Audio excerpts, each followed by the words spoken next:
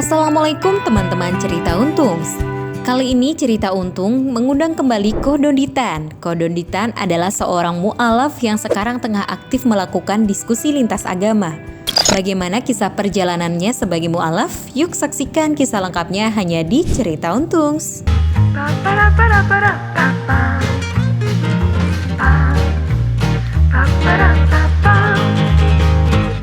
Yes, yang sekarang ini dapat komentar untuk buru-buru diundang karena baru kenal sama beliau. Padahal sudah melanglang di dunia apologet rupanya ya. Namanya adalah Donditan. Assalamualaikum. Waalaikumsalam warahmatullahi wabarakatuh. Waduh, nama Donditan ini menyeruak ketika ada satu konten di mana kemudian viral gitu ya. Dan disitulah akhirnya orang paham siapa sih Donditan ini. Gara-gara konten tersebut kemudian semua ada beberapa orang yang coba dong diskusi sama Donditan sampai akhirnya beliau menjadi salah satu yang kemudian tersebut namanya di salah satu voice note gitu juga kan. Untuk kemudian mereaksi hal tersebut gitu. Sejak itu kemudian kita bikin konten dan kemudian ternyata di antara viewer kita banyak yang akhirnya baru kenal sama Donditan padahal udah bikin channel YouTube berapa tahun gitu ya. Ya mungkin karena sempat beda circle kali ya. Dulu itu nggak tahu bahwa ternyata ada juga yang mempelajari hal ini gitu ya dan juga mungkin untuk teman-teman yang biar nggak tersesat gitu, beliau bikin konten di YouTube-nya yang mengembalikan teman-teman semuanya untuk kembali kepada akidah yang benar. Tapi saya penasaran sama Ko Dondi nih. Kenapa tuh?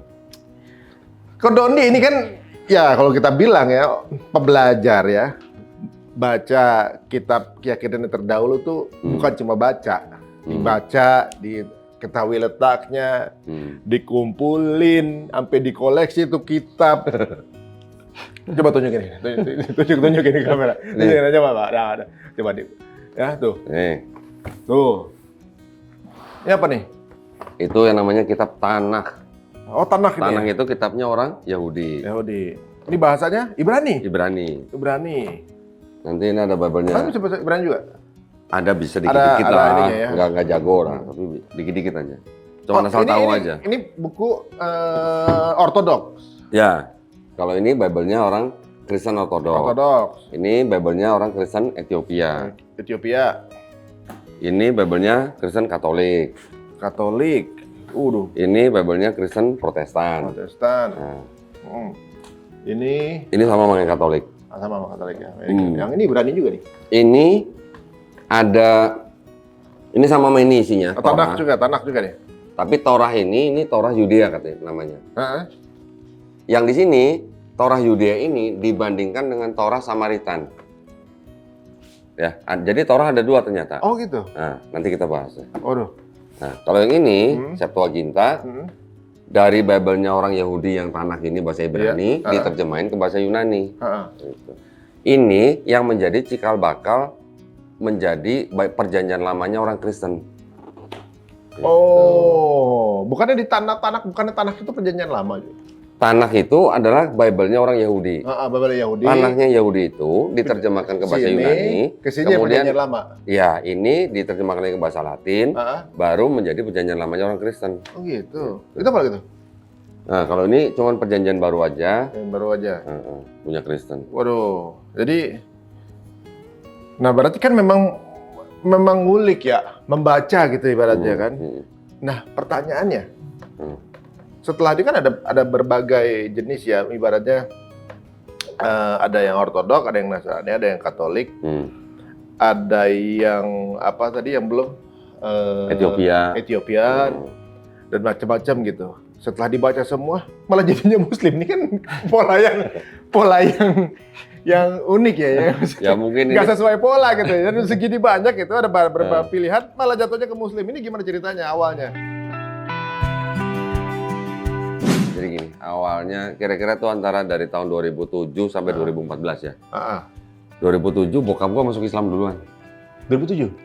Oh. Bokap gua malah masuk Islam duluan. Dulu apa? Dulunya sempat dari Konghucu, terus ke Kristen. Dari Kristen malah ke Islam.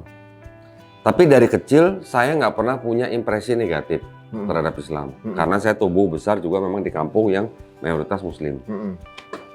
Waktu itu saya cuma berpikir gini, karena saya kan sudah familiar dengan Bible ya. Iya.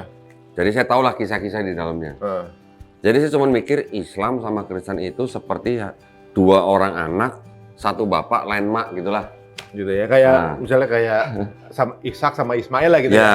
Jadi memang saya berpikir bahwa kalau Kristen itu dari Ishak keturunannya, kalau Islam itu udah melalui Ismail.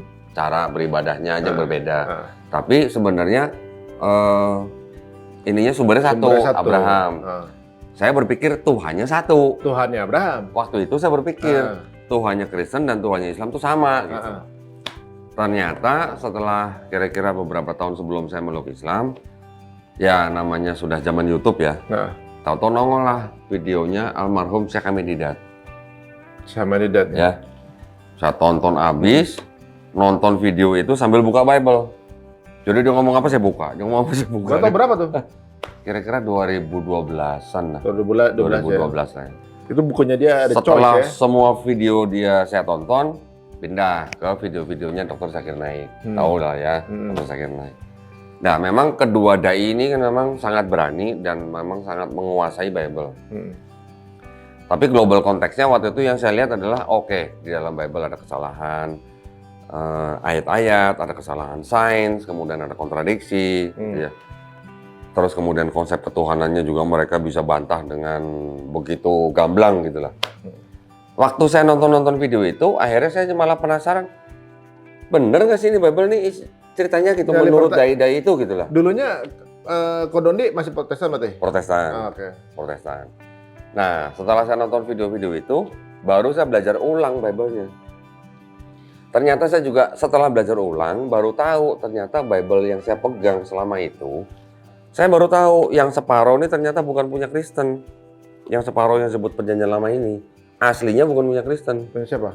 Aslinya tuh ini. Aslinya adalah kitab Tanakh. Tanakh ini adalah Bible-nya orang Yahudi. Urutannya berbeda sedikit dengan yang di Bible-nya orang Kristen. Kalau yang Tanakh ini urutannya dari Kejadian sampai 2 Tawarikh. Kalau yang Kristen dari Kejadian sampai Maliaki. Ya.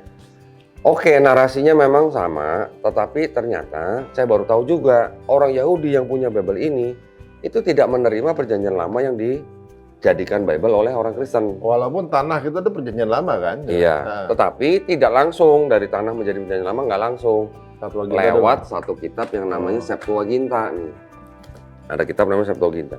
Jadi dari Tanakh ini yang tadi bahasa Ibrani diterjemahkan ke dalam bahasa Yunani. Dari Yunani baru nanti diterjemahkan lagi menjadi Latin. Baru dari situ menjadi PL-nya orang Kristen. Tapi Yahudi nggak terima itu? Enggak.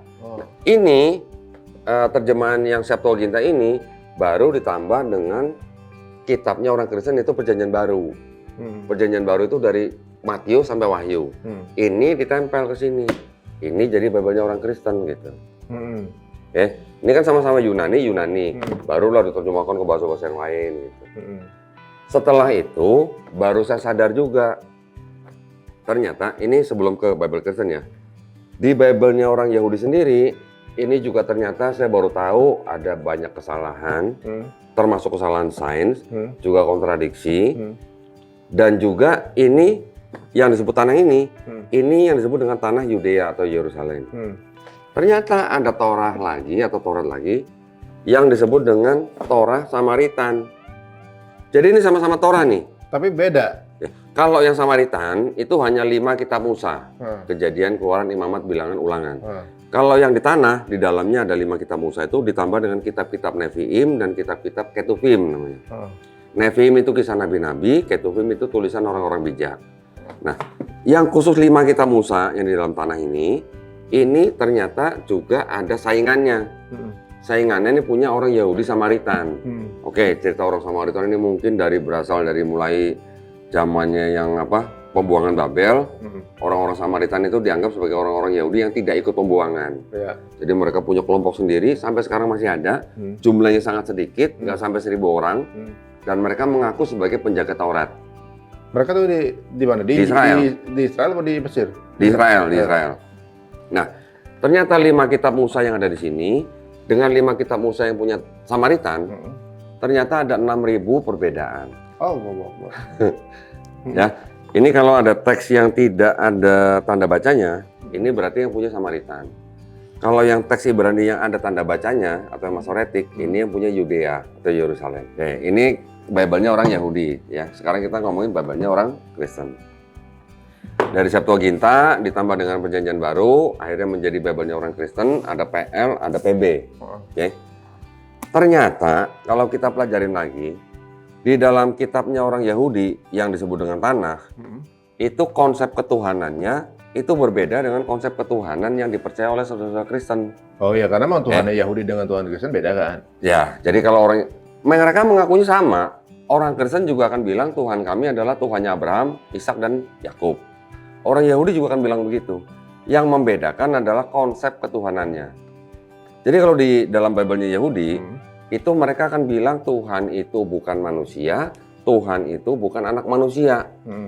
Kemudian dia juga di dalam Bible mereka juga bilang Tuhan itu tidak akan berubah. Ya. Jadi sebenarnya konsep ketuhanan yang ada di dalam kitabnya orang Yahudi dengan konsep ketuhanan Islam itu lebih mirip ya? Sama. Oh. Sama sebenarnya. Jadi tidak mungkin yang namanya Tuhan Sang Pencipta itu jadi manusia. Ya. Tidak mungkin jadi anak manusia. Dan tidak mungkin berubah. Dan tidak ada bentuknya sebenarnya. Tidak ada bentuknya, tidak ada wujudnya. Di Yahudi ya? Gitu juga? Tidak ada wujud yang bisa dilihat dengan mata gitu.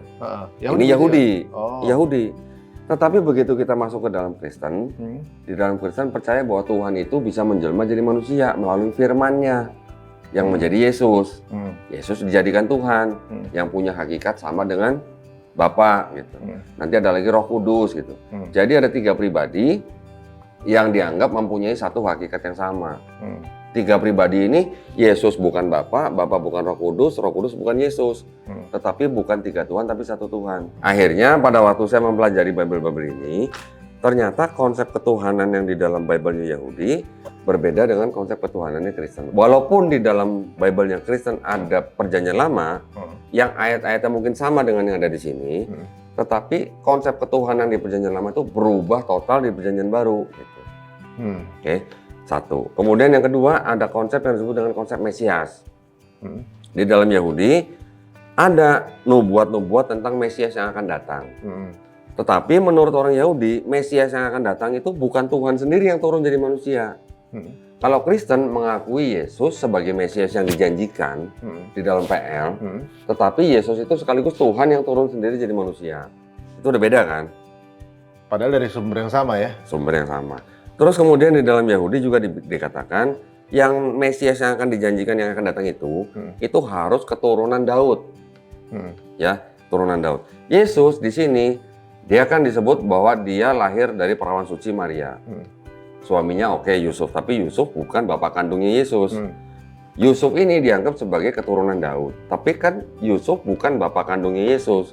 Jadi Yesus ini disebut anak adopsi lah. Oke. Di dalam tradisi Yahudi, anak adopsi tidak bisa diaku sebagai keturunan Daud. Ya, karena untuk Yahudi, untuk menentukan bahwa dia orang Yahudi atau bukan, itu udah tentukan dari darah ibunya.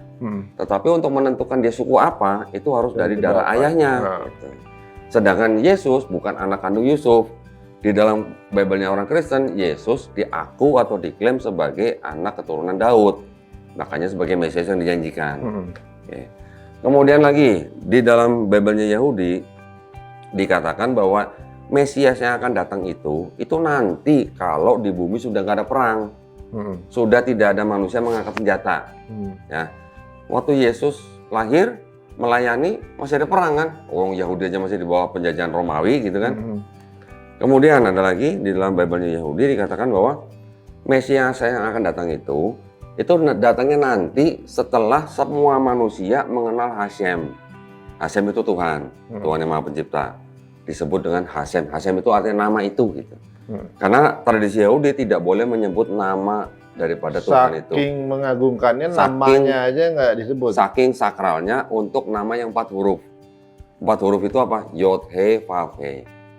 Yod, He, Vav, He ini kalau orang Israel atau orang Yahudi mau menyebut ini, mereka mengganti dengan Adonai atau Hashem. Jadi Mesias yang dijanjikan itu akan datang nanti kalau semua manusia di bumi sudah mengenal Hashem. Gitu. Sedangkan Yesus datang, sampai sekarang belum semua orang kenal Hashem.